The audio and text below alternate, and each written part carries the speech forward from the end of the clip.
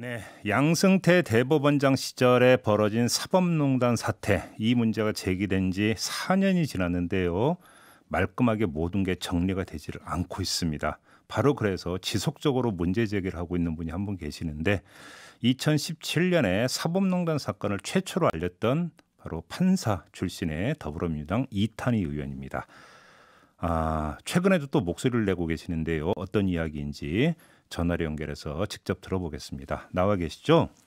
예, 안녕하세요. 이탄입니다. 네, 안녕하세요, 의원님.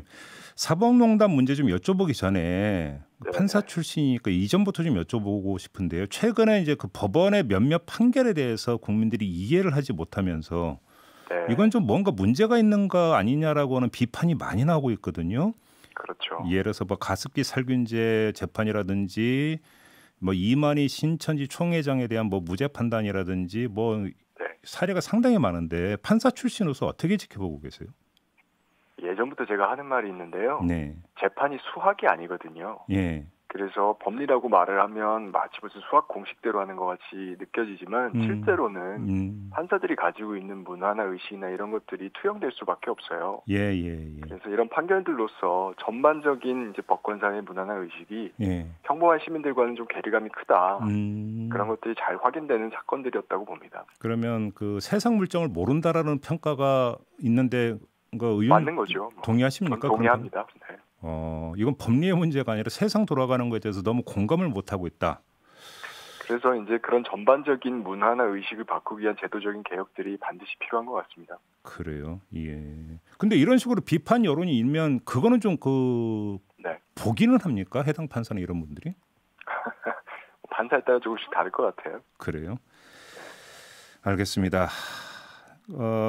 최근에 나온 이야기를 보니까 다음 달에 법원 정기 인사가 있는데 네. 이 인사를 앞두고 20일까지 사표를 낸 판사 수가 80명을 넘어섰다. 이런 지금 보도가 나오고 있더라고요. 왜 이런 현상이 네, 저도 벌어지는 겁니까? 봤습니다.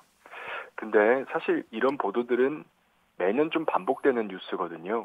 그런가요? 예. 그리고 그중에는 이제 오보로 밝혀지는 경우들이 꽤 있어서 저는 사실은 사실인지 일단 좀 기다려 봐야 된다. 이런 생각입니다. 사표 낸 사람 숫자가 정말 이렇게 많은지를 네, 숫자 자체도 오보로 밝혀지는 경우들이 꽤 있었어요. 그래서 예. 일단은 좀 지켜보자는 입장입니다. 그래요. 근데 아무튼 이 보도를 내놓은 쪽에서는 이렇게 많은 네. 판사들이 사표를 낸 이유를 크게 네 가지로 분석을 하던데. 네, 저도 봤는데요. 예. 근데 사실 실제로 판사라는 직업은 세속적인 의미에서는 정말 좋은 직업이거든요. 예, 그렇죠. 예. 그렇잖아요. 신분 예. 보장도 되고 뭐 어떤 그럼요. 판결을 해도 비난은 받을 수 있지만 뭐 실제로 처벌받거나 이런 일은 없으니까요. 네. 그래서 어떤 이제 정치적인 동기로 사표를 내는 경우는 극히 예외적이고요. 네. 대체로는 이제 어떤 이해관계 이런 것들 때문에 낼 때가 많은데 음. 그렇게 보면 이제 변호사법 개정이 이제 예정되고 있잖아요. 그래서 정관 예우 금지를 위해서 사건 수심의 제한이 좀 넓어지는데요. 그런 것들의 영향이 아닐까 이렇게 좀 추측을 해보고 그 있습니다. 전에 법복 먹는 게 낫다. 네. 영업을 위해서. 다만 이제 사실인지는 기다려봐야 된다 이런 말씀입니다. 그럼 이것만 좀 여쭤볼게요. 사표를 낸 네. 법관 가운데 사법농단 연루 판사가 들어가 있다라고 하는 그 이야기도 있던데 혹시 확인해 보셨습니까? 맞습니다. 그 중에서 특히 예. 임성근, 이동근 요 두 판사들이 논란이 되고 있는데요. 네. 요 두 판사들은 사실 법원에서도 예. 1심 판결을 통해서 반헌법 행위자다 이렇게 사실 공인된 사람들이거든요.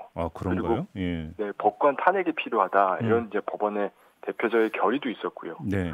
그런데 요 두 판사들에 대해서 아무런 징계도 없이 이번에 퇴직을 하게 될 것 같아요.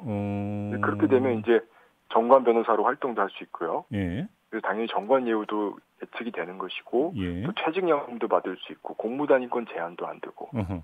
이래서 이게 굉장히 큰 논란이 되고 있고요. 예. 저희 의원실에서도 자체적으로 여론조사를 한번 해봤는데 예. 이런 비법관들 정관 변호사 활동하는 거 막아야 된다. 이런 여론이 68% 네. 네, 이렇게 나왔습니다. 허용해야 된다가 18%여가지고요. 예. 거의 4배 가까이 금지해야 된다는 여론이 높았습니다. 지금 그 의원님께서 이동근, 임성근 아예 두 판사의 실명을 지금 직접 거론을 해주셨는데, 네. 그럼 이 두 판사가 사법농단 사건에 어느 정도로까지 연루가 되어 있는 거였어요? 이 사실 임성근 판사는 예. 법복을 입고 있었지만 사실상 이제 정치적인 브로커 역할을 한 판사입니다. 예, 그래요?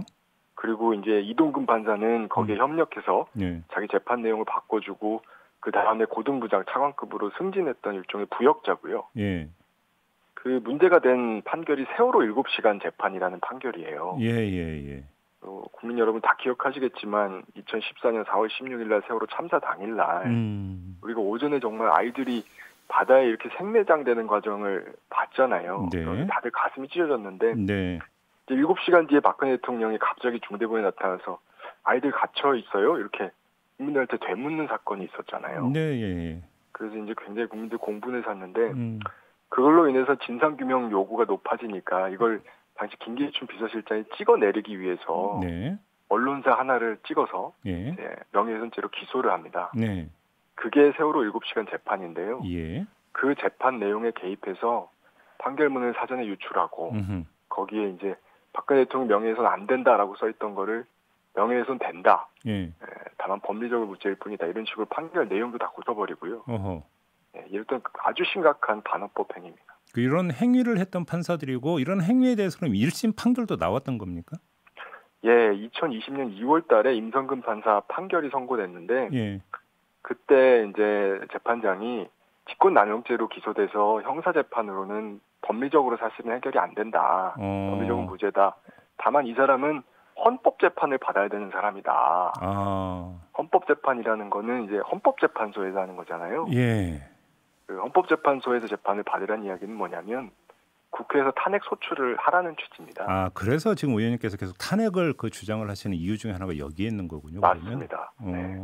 그러니까 이제 그 법원에서 이제 유무죄를 판단하기 위해서는 직권남용죄 부분에 있어서는 성립이 안 되니까 헌법재판소로 가야 된다. 그러려면 탄핵 절차를 밟아야 된다. 이런 말씀이시고요. 맞습니다. 그러면 다시 한번 점검하겠는데 그러면 법원에서 직권남용죄가 성립이 안 된다라는 판단은 그건 어쩔 수 없는 그럴 수밖에 없는 판단이라고 평가를 하시는 겁니까?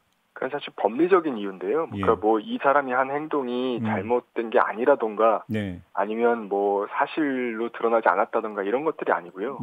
본인들도 이게 반헌법 행위라는 걸 사실상 인정하고 있는데 법리적으로 그렇다는 것뿐이었습니다. 그러면 뭐 제가 한번 여쭤보면 그러니까 법원에서 법관을 그 징계를 할 때는 불법임이 판결을 통해서 확인되지 않으면 징계를 아예 못하는 겁니까? 그런 건 아니고요. 근데 요 임성근 이동근 판사는 뭐가 문제였냐면 조금 더 제가 설명을 먼저 하겠습니다. 징계 제도가 두 가지로 나뉩니다. 대법원장이 할 수 있는 징계가 있고 헌법재판소 판결을 통한 징계가 있는데요. 대법원장이 하는 징계는 정직 1년까지밖에 못하는 데다가 징계 시효가 3년밖에 안 돼요. 근데 요 두 판사는 2015년도에 이 반헌법 행위를 했는데 밝혀진 건 2019년입니다. 징계 시효가 지나버렸다? 그렇죠. 그래서 헌법재판소에서 이제 탄핵 판결을 통해서 파면을 해야 되는 상황으로 왔는데 왜냐하면 탄핵은 또 시효가 없거든요. 예, 그렇죠. 그래서 헌법재판소를 통한 탄핵 징계를 해야 되는 상황이었다. 그런데 국회가 소추 절차를 그동안 이행하지 않고 있었다. 이런 상황입니다. 국회는 왜 응답이 없는 걸까요? 뭐 저도 이제 국회 일원이 돼서 뭐라고 말씀드리기 죄송한데요. 일단은 사실은 솔직히 이 두 판사가 이렇게 갑작스럽게 퇴직을 할지 모르고 기회가 있을 거라고 좀 기다리고 있었는데 좀 다급해진 측면이 있죠. 그래서 뭐 저희들 지금 저를 포함해서 여러 의원들이 좀 뜻을 모으고 있는 상황입니다. 아니 그 최소한 그 21대 국회가 구성이 돼서 민주당이 어떤 그 압도적인 다수 의석을 확보했으면 바로 추진할 수 있었던 거 아닌가요? 하여튼 뭐 지금이라도 빨리 움직이도록 하겠습니다.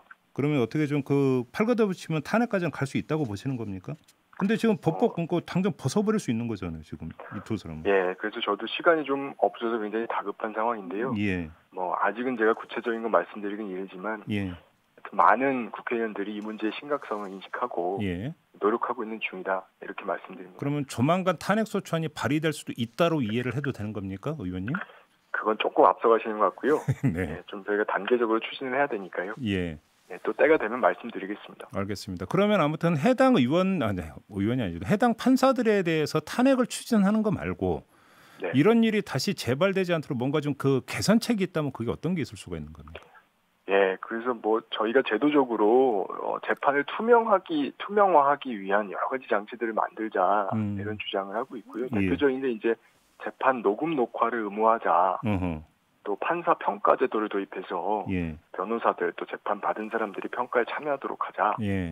예, 제도적인 대안들을 내놓고 있습니다. 다만 예. 저희가 이제 느끼는 거는 제도 개혁도 분명히 필요하고 반드시 할 건데요. 예. 일단은 잘못한 사람들에 대한 단죄가 꼭 필요하다. 그게 없으면 재판의 공정성에 대한 믿음이 회복되긴 정말 어려울 것 같다. 예. 이런 생각입니다. 아무튼 근데 그럼 다시 한번 확인하는데 이 두 판사가 만약에 판사직을 내려놓고 뭔가 법복을 벗는 네. 순간에는 탄핵 소추는 애당초 불가능해지는 겁니까? 퇴직하고 나면 어려워집니다. 퇴직하고 나면. 퇴직하기 전에. 예. 그럼 일단 공무원에 대해서만 할 수 있습니다. 그러면 법원에서 일단 사표를 수리를 안 하는 어떤 이런 임시 조치는 불가능한 건가요? 우리 법상으로 예. 탄핵 소추안이 발의되면 사표 수리를 할 수 없게 되어 있어요. 예. 예, 그러니까 그런 것들에 따라서 뭐 달라질 수도 있겠죠. 예. 그 개선책 질문 마저 좀 이어가면 지금 뭐 일부는 좀 되고 있는 것 같은데 아까 이제 세상 물정 모른다 이런 얘기도 잠깐 나오지 않았습니까? 그래서 이제 물론 어차피 이제 사법고시도 없어지긴 했으니까 변호사 활동을 하거나 했던 이런 분들을 적극적으로 판사로 임용하는 거 폭을 좀 넓혀야 되는 거 아니냐는 이야기가 나오던데 동의하세요, 의원님도? 예, 저는 뭐 절대적으로 동의하고요. 예. 지금 이제 시행되고 있는 제도에 따르면 이제 2026년이 되면 네. 변호사 경력 10년을 갖춰야지만 법관이 될 수 있게 되거든요. 네. 근데 이제 그 속도를 조금 더 빨리 하는 것도 좋겠다. 그런 생각을 가지고 있습니다. 근데 이런 이야기 하니까 바로 따라붙는 이야기가 하나 있더라고요. 다 좋은데 네네. 그 변호사도 네네. 대형 로펌 출신 이런 사람들만 가면 결국은 또 마찬가지 결과가 있는 거 아니냐 이런 지적도 나오던데요. 그 비판도 타당하고요. 예. 뭘 같이 바꿔줘야 되냐면 법관을 임용하는 임용위원회가 있습니다. 법관 인사위원회라고 부르는데요. 예. 이 위원회를 사실 판사들이 주도하도록 설계가 되어 있어요. 근데 판사들이 주도하면 사실 기존의 관행대로 뽑으려고 하는 경향이 있거든요. 그렇겠죠. 예. 네, 기존의 관행이라고 하는 건 사실 대학 쏠림도 있고 또 대형 높은 쏠림도 있고 예. 이렇기 때문에 될 수 있으면 판사 임용위원회, 인사위원회에 외부위원들이 많이 들어가서 그 사람들이 주도할 수 있도록 해줘야 된다. 좀 이런 개선책도 같이 시행이 돼야 될 것 같습니다. 그러면 의원님께서 이 검찰 내 남녀 불균형 문제라든지 특정 대학 및 지역 쏠림 현상이 심각하다면서 그 해결책으로 개방형 검사 임용위원회 도입을 제안하신 바가 있지 않습니까? 맞습니다. 이걸 법원에도 그대로 그러니까 적용하면 되는 거 아닌가요? 맞습니다. 법원에도 그렇게 적용할 수 있도록 법 개정도 추진하고 있습니다. 법 개정도 법원 반응을 좀 혹시 체크해 보셨습니까? 이제 법을 내면 대법원에서 공식 의견이 나올 것 같은데요. 네. 항상 바꾸는 건 별로 안 좋아하니까요. 결국 참. 근데 이제 개혁은 재판 받는 국민을 위해서 하는 거니까요. 네, 좀 국회가 할 일이 참 그 인터뷰를 하면서 느끼는 것이 참 많은 것 같은데 속도가 너무 더딘 것 같아요. 하여튼 저도 이제 정치 한 6개월 하면서 만만치 않다 이런 거 많이 느끼고 있는데요. 그래요. 열심히 하겠다 이 말씀밖에 못 드리겠네요. 알겠습니다. 그리고 조금 전에 의원님께서 여론조사 결과를 잠깐 말씀을 해주셨기 때문에 저희가 이걸 방송에서 밝혀야 되는데요. 요거는 이탄희 의원께서 리서치뷰에 의뢰해서 지난 16일부터 17일 이틀간 조사한 결과다. 요즘 함께 전해드리면서 인터뷰 마무리하겠습니다. 고맙습니다, 의원님. 예, 감사합니다. 네, 지금까지 더불어민주당의 이탄희 의원이었습니다.